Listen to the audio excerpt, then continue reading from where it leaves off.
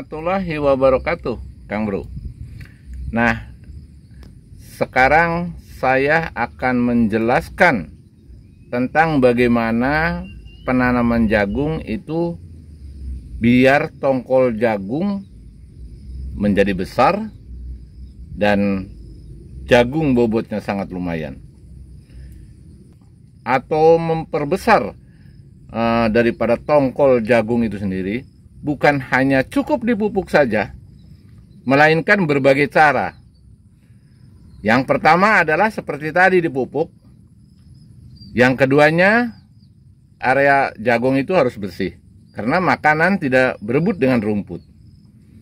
Dan yang ketiga, pengaplikasian bagaimana di saat akhir-akhir itu, di saat umur jagung itu umur 50 hari sampai 65 hari.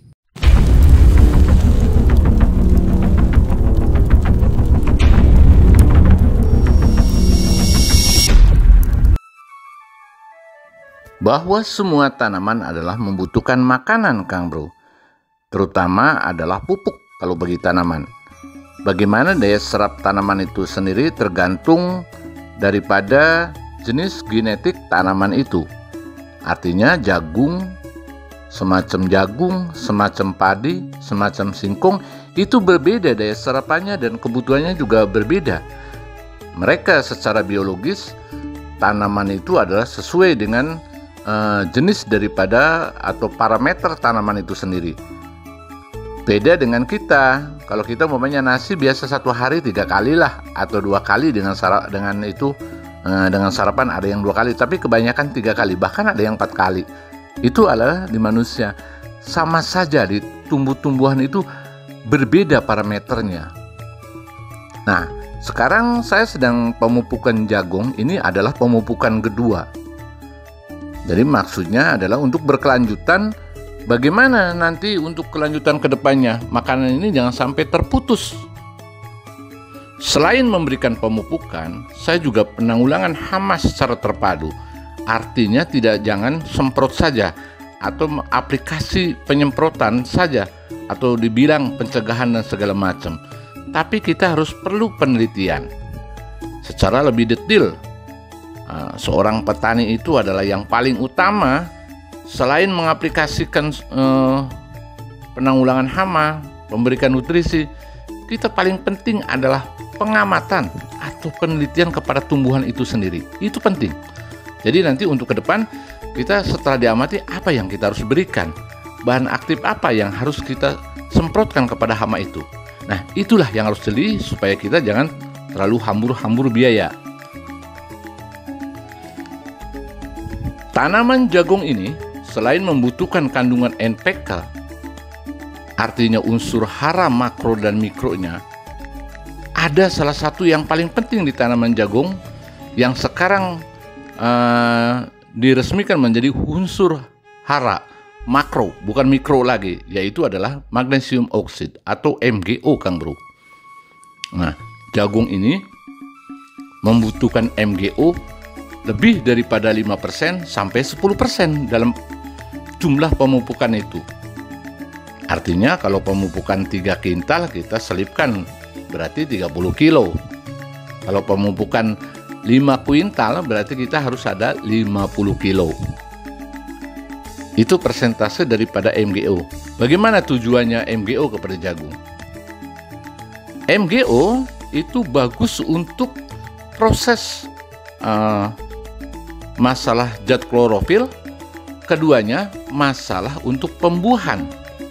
Jadi dengan kandungan MgO itu, jagung itu hijaunya tetap, Kang Bro. Dan keduanya nanti bila mana akan berbuah, buahnya juga mulus dan tongkolnya besar. Nah, tapi apakah cukup dengan buahnya kelihatan mulus dari luar, tongkolnya besar? Tidak, Kang Bro, masih ada berkelanjutan, yaitu memberikan hormon. Kalau ini adalah bukan jetpet, ini hormon. Hormon namanya hormon plakobutrajol.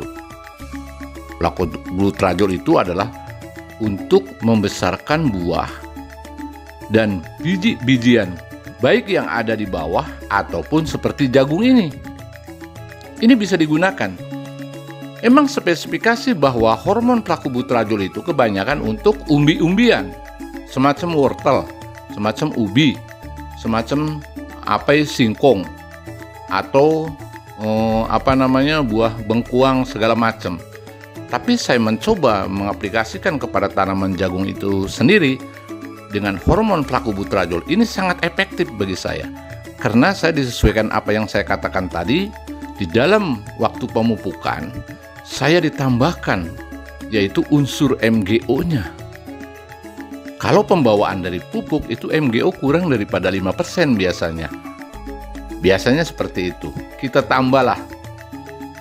tambahkan menjadi antara 5-10%. Rumusnya apa yang saya katakan tadi itu. Nah, MGO juga butuh. Mungkin Kang Bro banyak yang mengatakan kalau penanaman jagung sesuai apa yang saya katakan itu teori. Kalau yang namanya teori itu sangat mudah, jadi tinggal ucap seperti itu. Jagung ini bisa dibilang adalah tanaman paling gampang dibandingkan dengan tanaman-tanaman lain, semacam seperti kita budidaya padi atau semangka atau tanaman lain. Kalau jagung ini adalah sama dengan singkong prinsipnya. Tinggal ditanam aja pasti tumbuh dan pasti berbuah. Cuma apakah buahnya bagus? Dan tidak, Kang Bro, kalau kita tidak memeliharanya atau perawatannya dengan seksama. Artinya harus teliti perawatannya.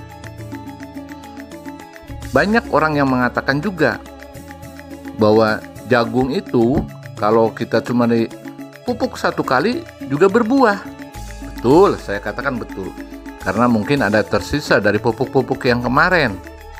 Apalagi bahwa jagung itu bekas tanaman timun atau bonteng. Itu lebih bagus karena banyak yang tidak terserap oleh timun itu sendiri. Itu sangat subur sekali, Kang Bro, yang pernah saya alami. Itu. Jadi kalau bagi sekarang adalah saya menganjurkan atau memberikan atau berbagi kepada Kang Bro semuanya bahwa kita pentingnya magnesium oksid atau MGO dan pentingnya hormon daripada plakobutradiol. Kenapa saya mengatakan kedua unsur ini? Ini adalah sangat memuaskan bagi saya, terutama dalam segi pembuahan tongkolnya. Yang aturan dalam 1 hektar itu mencapai 12 ton, ini bisa mencapai 15 ton.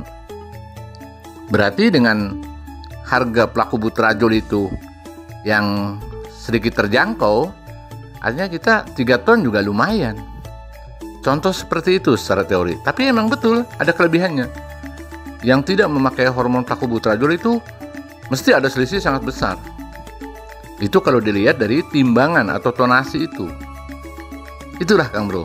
Jadi kita apa yang diinikan oleh para ahli-ahli kita. Jadi kita yang penting kita memahami dengan parameter daripada tanaman itu sendiri. Dan kita tidak boleh asal pupuk dan tidak boleh asal semprot. Apalagi kita menggunakan untuk penanggulangan hamanya kita menggunakan organik atau pestisida nabati.